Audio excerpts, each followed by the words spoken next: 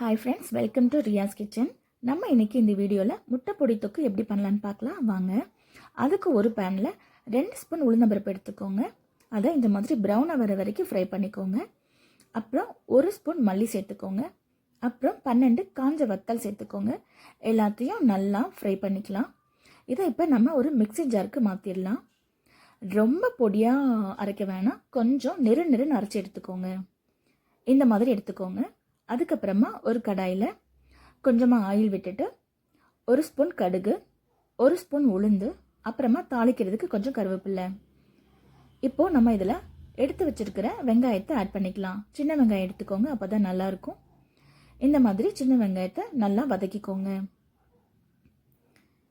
அது நல்லா வதங்கினதுமே நான் ஒரு 4 முட்டையை இந்த மாதிரி கட் பண்ணி வச்சுருக்கேன், அதை எடுத்துக்கோங்க.